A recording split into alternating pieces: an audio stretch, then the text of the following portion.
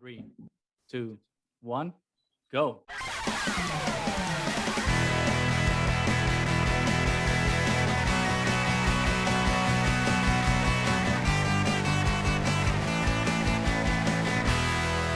Welcome back, everybody, to the Triad of the Forest podcast, a podcast for three Puerto Rican friends coming together to do deep dives into Star Wars and other nerd-related media. These are Batch Fridays, in which we talk about season 2 of The Bad Batch, episode by episode. Today, talking about episode 5, Entombed, which to me sounded like a really ominous title, so I didn't know what to expect, honestly. Very much so.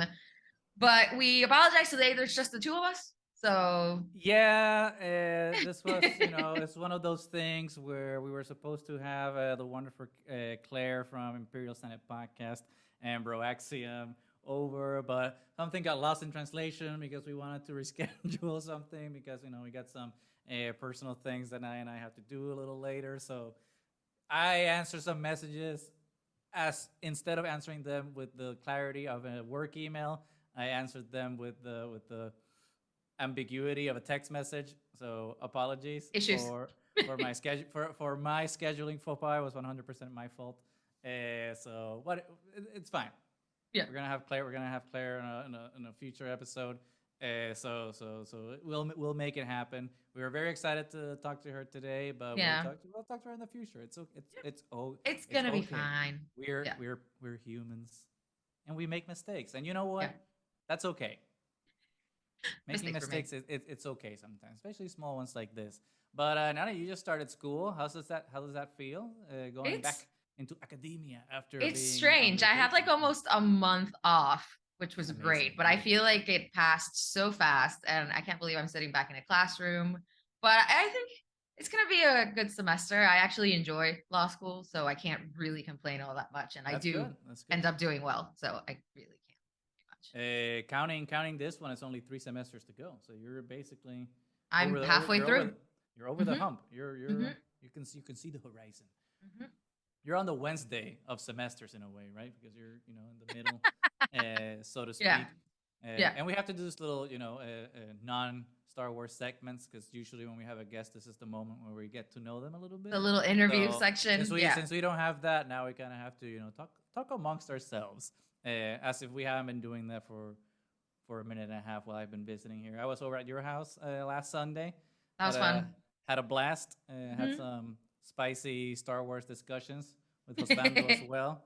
Yeah. Unfortunately for everyone listening, we did not record that.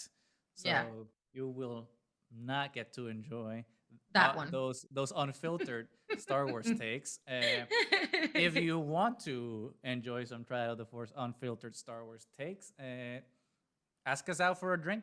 Come to Puerto Rico, takes us out we'll to chat. a bar, and you'll get them. Or in Chicago, ask me out, and then we'll go. Or maybe we'll make a Patreon one day, and then we can do that virtually. But for now, the only way to get unfiltered Triad of the Force takes is to ask us out for a cocktail. But without further ado, the small talk is over, and now it's time for the big talk, or the bad talk, or the batch talk, the bad batch talk. Wow. Episode 5, Entombed. I know I was before we started recording, I was telling you how much I actually enjoyed this episode, and as I kept telling you how much I enjoyed, I could see your face that there was no transformation. I know. I was like, it was just a blank slate. It was. I thought I was on mute for a second. I'm just like, I was. Why is she not reacting to this at all? She's not getting any reaction, so I felt a little bad, and then I realized, oh no. She didn't like it. He didn't like it. Yeah. So without further ado, let's start with the negativity. Nani, what did you think of episode 5, Entombed? Yeah, I can't fault the episode that much because it was visually stunning and the score was great, and I love me some Indiana Jones references, so it's fine. But I actually enjoyed last week's more, even though it was another mission of the week kind of episode, but I thought it was more fun, and there was a little bit more character development, and we got to focus on characters that usually don't get a lot of screen time. So I actually enjoyed that more, but then I thought, okay, we're going to space out the mission episodes more, and we're going to get more movement forward to the story. And then we got another mission episode, and it's like, I was already a little bit bored of the Sid missions, and now we're getting Fee treasure hunts, Right. Hmm. you know, which I love me some Wanda Sykes. But that character is Oh yeah. kind of really one dimensional too. I don't find her character all that interesting. I mean, I don't know what they're going to Interesting. do with the character in the future. Here's hoping that there is more, but it felt very, oh, I'm a pirate, but I'm a treasure hunter. But it's like a character that's already been done in Right. these series, Hmm. you know, Hmm. and not nearly as good as, Hondo, for example. So Interesting. so I was a little bit disappointed. And there was no character development whatsoever in this episode. Hmm. We got, the batch separated again, and then most of them doing absolutely nothing. Not even Hunter did all that much. I mean, yay, he saved Fee's character when she was going to fall off. Hmm. Hmm. But it didn't feel, and I think we talked about it last time as well. There's so much plot armor around these characters as well. You don't really feel that they're threatened. So a lot Hmm. of Hmm. tension is kind of missing from these episodes. So I don't know. I finished it and I was like, okay, I was expecting more. I don't really like the direction that this is going. I'm hoping we're gonna get more Right. movement in the stories and not just the same formula. Start at the bar, get a mission, go out and do it, Hmm. come Hmm. back. I wanted to move forward. They're in a very pivotal time in the galaxy right now. Right. And you would think that at this point they would be doing more to help, like Echo said in one of those first episodes, but we haven't really been seeing any of that yet. So Right. I want more of that. Aside from I that, yes, gorgeous, still Star Wars, still Indiana Jones, a little bit of like Legend of Zelda. Have Oh to yeah, yeah, solve the puzzle to get to the next room, which I love. But I want more. Give me more from Bad Batch, please. I understand what you're Yeah. saying, and actually, it was interesting because I did have similar feelings Mhm. to what you felt when Yeah. you saw the episode, but I felt that way only like at the beginning when when the Okay. setup of the episode when we're at the Hmm. bar and we see Fee, and so I was just like, oh, we're gonna do back to back mission episodes where it's just like self Yeah. contained. In that sense, it's just like in one we're switching Sid to Fee, Yeah. Rhea Perlman to Wanda Sykes. It's just like so it's still technically the same thing, It's which to not to jump ahead, but Hmm. since you already mentioned it, that's a question I have in mind. I do think that there's a greater plan for Sid's and Fee's characters down the Characters. road. Yeah. We're still, we're not even halfway through the season, so I'm sure that this will lead to something. And Yeah. when that happens, maybe these episodes will make More a lot sense. more sense. Yeah. But Hmm. at this point, especially with these back-to-back ones, and seeing how Fee and Sid are relatively interchangeable, I'm just like, okay, so what was the point Hmm. of bringing a character that's No. basically the same as the other character? Yeah. And I mean that not obviously one's a Trandoshan and one's a human. So like yeah, there are different characters. One's more Yeah. of a mob boss, the other one's a pirate. So there are Yeah. technical differences, But they're but kind of doing the same function right, in the show. Yeah, functionally story wise. exactly. Yeah, yeah, They right now are executing the same dynamics for the yeah, Bad Batch and Omega. Even in terms of their relationship with Omega, is they had a similar arc. Sid and Fee did in the last yeah. two episodes. Where like Omega tells the Batch that they should do the Do bet to this. help Yeah, liberate Sid, and Sid's just like, yeah, you're kind of all right, kid. And then here, Omega's kind of not exactly the same, but still like I think that's the development of this episode. It's like how Omega interacts with these two different characters characters. to Yeah, set up how the show would eventually unfold when something will happen with these yeah, characters. There's gonna be a catalyst, and eventually that those relationships that Omega formed with them are gonna come to play in terms of like either betrayal or redemption or red herrings, as you very yeah. well pointed out the Last time. Hmm. last time. So that's my gripe right now, but it's a gripe that I think will be clarified as the season progresses. So I also have to remind myself that this is not Andor. This is not Yeah, Mando. It's not. It's not a show that's targeted to like an older audience that is more accustomed to a prolonged seasonal arc for yeah, characters. It's geared towards a younger demographic, so it's more focused. Each episode it's more self-contained, yeah, and it's by design. So I kind of have to remind myself of that yeah. I'm not, and you're not right? The Yeah. target audience, even though we might Yeah. enjoy it. So with that out of the way, which was a big digression from how I felt about the episode, I was a little bummed at the beginning because I was like, okay, Yeah. I thought we were gonna do like one on one, like oh, the Yeah. development episode, the mission episode, and I think that would break it up a little bit, kind of make it feel like it's not stagnant. And I Yeah. use that word cautiously because Yeah. it could sound a little Yeah. derogatory, which is not And meant it to be. could do like little arcs like it did in season one. Right. Sometimes it would happen like Clone Wars style, because I think Clone Wars also had this problem that sometimes it felt a little bit like disjointed and the stories were still contained, and you kind of wanted a little bit more from Exactly. the arc and then it would change to a next one. But I think Clone Wars were still more effective at just like Mm-hmm. overall storytelling in general. You had It a lot was more as it characters to progressed deal because with. at the beginning Yeah. it wasn't. Oh, at the beginning it wasn't. I know. That's why it took me so long to like really get into it, I feel. Mm-hmm. One, because I wasn't a fan of the animation style. And other because at first it was really disjointed. And eventually I think it's one of my favorite things in Star Wars, honestly. It's so good. Mm-hmm. I agree. But I do love the batch. I just want them to be a little bit more. I'm really, really enjoying their armor individualized. I think they're super cool looking. But I want Especially them. this episode because you can see them without the Yeah. armor, so you can see what Yeah. the under armor look is. Yeah. It's just like Yeah. very casual, Yeah. So I dig that, and it's more colorful. So Yeah. definitely more fun in that sense. Yeah. So I just want them to have more to provide to the story, because the show is the Bad Batch. And I get that Omega is super important, obviously, because she is a part of the batch, but they need to do more, I feel like, to move the story forward, really. But it's still gorgeous. Right. And that I think that was kind of like the step down in that sense from previous episode where we get to see Tech's development.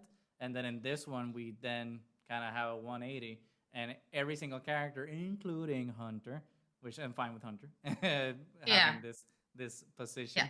Yeah. He already had his moment to shine already. So kind of, and I don't, at one point I was thinking, wait, do they have to pay D. Bradley Baker more every time a different character is saying something? Because it kind of felt like they were avoiding having the Bad Batch say too many lines when they're interacting with each other. So I'm like, wait, does he have to get paid more every time he's interacting with himself? I don't know. I don't know how that works, but I was thinking that because like it felt like every time we saw a scene with the Batch, especially when they get separated, which is very Prometheus, by the way, which I loved. I mean, I know Prometheus is a very underrated movie. I know it's not. It has the ending of Prometheus. Whatever, we can do an episode on Prometheus. I know it's a contentious film. I understand that, but I think on the whole, I really enjoy that movie. And when they get into the engineer's ship, the scene when they get separated happens, and then you get like the engineer or the geologist and the doctor, whatever, zoologist, whatever he was, separated from the team. It reminded me a lot of this episode of The Bad Batch. Right. But as opposed to that, where you actually get kind of story beats and character points in Prometheus for those two when they get separated. Here, kind of nothing really happens with the characters when they get separated. Kind of serves no personal function, right? In terms of like what it does to them to be separated, because then immediately they just catch up. Yeah. So nothing really happens in that sense. So I agree with that this episode was a disservice to the batch, even though I'm sure that it's doing something with the Omega Phi angle. Phi thing, yeah. That being said, those are my negatives, so I'm done. But my positives, I think the show was a lot of fun when we land on that planet, which again it gave me a lot of Prometheus vibes or Alien Covenant. It's dark and mysterious, and then kind of mixed with that barren and then you mix it with the exploration angle from Indiana Jones, especially with that scene. And the compass really reminded me of the compass from Battlefront 2 that Luke uses to get to Octo, even though it's probably a different thing. But when we get into the temple and she does the thing when Omega turns on the lens and it's all purple and we get to it looked really cool. How to get into to the thing. I thought it was a Jedi temple. All of a sudden, I'm like, oh crap, they're doing a Rebels thing where we're going to a Jedi temple. So my mind immediately went into the trailers and I'm like, Gungi symbol. We're gonna find Gungi and it's gonna be awesome. Nope. Spoiler alert, we didn't get Gungi. But we got something really fun though. Like it was kind of like in the Mines of Moria, and we get in and it's kind of dark and we don't know what's gonna happen. But then we get all the trials and all the different puzzles which Yeah. reminded me a lot of the Last Crusade specifically. Yeah. At least that first one when they're like trying to walk through and then you can't because everything's falling down. It's Yeah. when like Indy's trying to like Yeah. what was that trial called? I think it was the Word of The God. word of God. He has to Yeah. spell Yahweh, but it's with a in Hebrew it's with a Y, not a J, and then Yeah. kind of cross. Yeah. But obviously Star Warsified. Yeah. You have to put the compass, Yeah. and then it rotates, and once the compass is used for that, you have to return it, and you can't use that anymore because you have to use Yeah. the next tools Yeah. for that, which I thought was really clever play on the whole Indiana Jones thing. So that was a lot of fun, and obviously Yeah. reminded me of like all those games you were mentioning, Legend of Zelda, Yeah. which I have a very traumatic story about Legend of Zelda, which is why I don't play the game. So we can talk about that some other time. What? But then they get to the heart of the mountain, Yeah. and we see that beautiful crystal, which obviously is kind of the proxy for. And that was really Raiders of the Last Ark. That's exactly what I was Yeah. gonna say. It's the fertility idol from Raiders Yeah. of the Lost Ark. As soon as I saw it, I was like, trap card. No, don't grab it, please. But it went the other way. It was not what I was expecting. I just expected trap. I didn't expect. I was expecting trap. I thought something bad does happen, but I didn't expect the whole ship to turn on and be this thing where all of a sudden we were like, to me it looked like the world between worlds. So I'm like, this is really cool. This is a Jedi temple, something mystical. So that's why I'm just like, Gungi's gonna show up. We know it's pre-Republic, which was really cool. Which a lot of people online have been tying the aesthetics of the tall neck, which for me reminds me of the Horizon Zero Dawn. Yeah, that's what I thought when I saw it. Yeah. But apparently, like, it does have a lot of similarities with the Cepho from Jedi Fallen Order, which I can see in terms, especially on like how it shoots beams and stuff like that. But beautiful aesthetics to it, and then obviously the creature that attacks us. It was a lot of fun, a lot of action. But at the end, I was a little sad because I was just like, okay, I want to know more about the long neck. I want to know more about the ancient ones or whatever they called it. I want to know more about that weapon. I want to know more about what's the purpose of it to be like a death machine that goes berserk, or was it like actually programmed for something else and went berserk and destroyed the planet? We don't know. Exactly. But we don't get those answers. It kind of ends up being kind of, again, like an Indiana Jones thing where Indy never gets the treasure. Yeah. Because the treasure is something else. It's never the treasure. It's the adventure. It's the journey. Adventures and the relationships. It's a greater treasure. It's a greater treasure. But it is kind of accepting that literally the end, it's like, oh, I have a lead on another treasure. Let's go. What? But did you catch what was the treasure that she mentioned? I don't remember. I could have been like stoned out by then. When she said it, I'm just like, oh, come on. I mean, I said everything else wasn't an obvious homage. She says, oh, I know about a special chalice, an ancient chalice. Oh, right. And I'm just like, come on. I didn't notice. Yeah. Like, that's okay. If that's not Last Crusade, I don't know what is. The Holy Grail. But again, visually stunning. Really action packed. I really enjoyed it. It was a lot of fun. And they set up a new mythos or technology or group of people that I really got invested in really quickly, even more so than Riot Racing, which Riot Racing is awesome. But I really like these kind of mysterious ancient things. And the fact that it's kind of like, maybe it's not dropped, right? Maybe we'll see it again somewhere or something. I would hope, because it's too cool to just drop. Be like, no, you know that cool thing? Never mind. Forget about it. Don't ask any questions. I mean, because it could be so many things. It could be something like the Star Wars version of Atlantis, super advanced technology, and then they end up destroying themselves because of it. So I feel like we need more from it. Were these the precursors of the Jedi, and then the hubris destroyed them, and then because the history was lost, the Jedi were forced to repeat the mistakes of the past all over again? So I mean, there's a lot of cool things in there that just didn't pan out so far. So I do hope that they bring it back around or something. It's, again, like we were saying last time, we're only 5 episodes in. It's very hard to tell where the story is supposed to be going at this point. So I could be overly criticizing at this point, but I really do want them to get away a little bit from the missions of the week episodes and get a little bit more meat there in the story. I don't know. Yeah, I don't think necessarily that it needs to be like, a to be continued thing. Like every episode leads to the next one. Not Mm-hmm, necessarily, but I do think that mm-hmm. there needs to be kind of like, well, not needs to be. Who am I to Yeah. say what it needs to be? Right. But I would like for there to be like some connective tissue where it's just like, okay, Mm-hmm. it's not necessarily something that will further the plot, but it still grounds the episode within the larger narrative.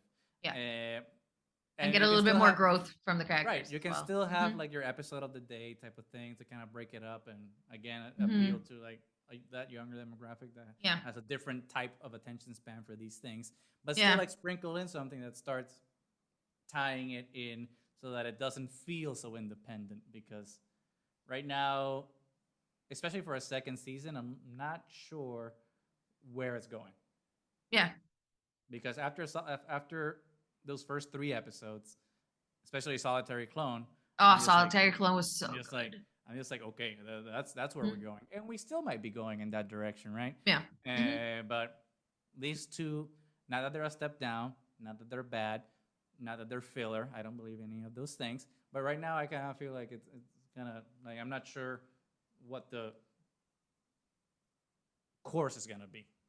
And again, it might be exactly what we thought it was from the first three episodes. It's just that we're kind of taking the Long longer way route around. Yeah. around, which is valid as well. And probably when we get to episode 16 and it's the end of the season, it'll be like, oh, Now we get it.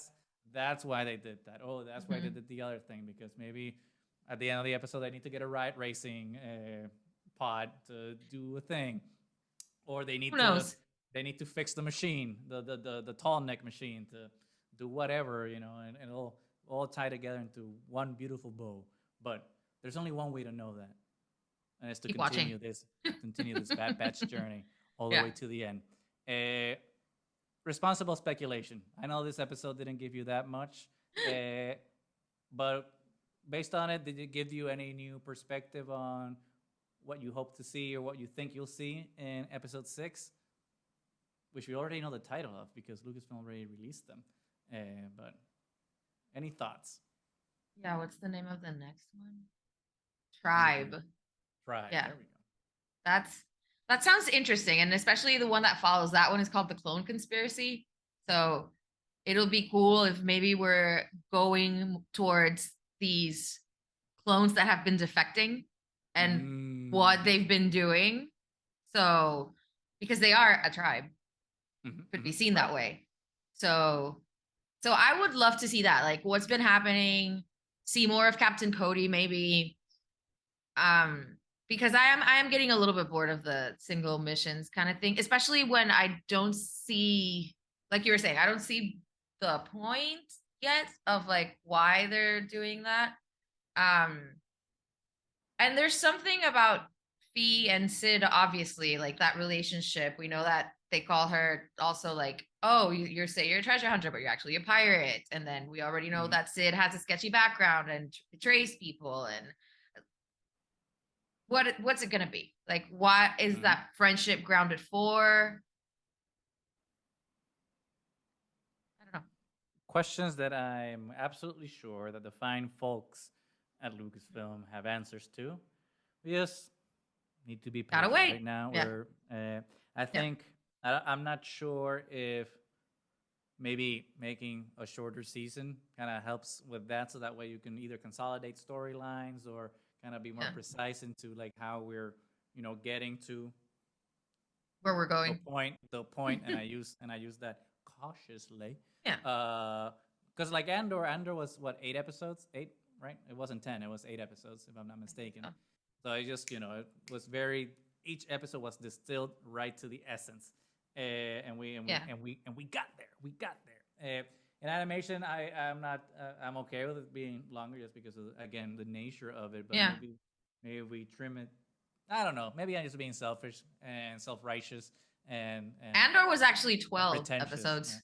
Oh, holy crap! Yeah. Mm-hmm. Thanch for that correction. I'm an idiot. Andor was 12 episodes. Well, the Bad Batch needs to be 12 episodes. There we go. Boom. I have spoken. Lucasfilm, you heard us. Season 3 of the Bad Batch, 16. 12 episodes. 12 episodes. But with that, I don't know. Do you have anything else to add? Because I think we've covered pretty much everything. This was a little shorter. Yeah. Well, we than have our normal a reviews. third complete opinion that we didn't get. So. It's technically a 33.33% less content because of my bad little mistakes. My little mistakes, which is okay. We're human. We can make them. But yeah, that one we can keep it short and sweet until episode 6. Yeah. And we don't really have to worry about so much, and because obviously our job here is to comment on this, but it doesn't necessarily have to have a point. Like things can just be fun and enjoyable. You know, it's just I got my hopes up so much with the Solitary Clone because I want more of that. But it's the Bad Batch. It's not just it's not the Crosshair Hour. It's not the Crosshair show, which I mean I think would be great, by the way. But we can't just make all episodes about Crosshair. But I think we're still gonna get more of that side as well. So I'm still looking forward to everything that they're bringing. So I will obviously continue the journey, and we will continue to talk about the Bad Batch all the way through. So stay tuned. I think we're done for today. I think so. Sign us off. That's only you know how to do. We are Triad of the Force. You can find us whatever podcast can be found. Just write Triad of the Force and you will find us. Like, subscribe, leave us a message. Let us know what you're thinking about the batch so far. We have a little bit of a death pool going as well, so you can leave those in the comments because we think maybe one of the Bad Batch characters is going to die this season. So stay tuned. Find that out. But until next time, may the Force be with you.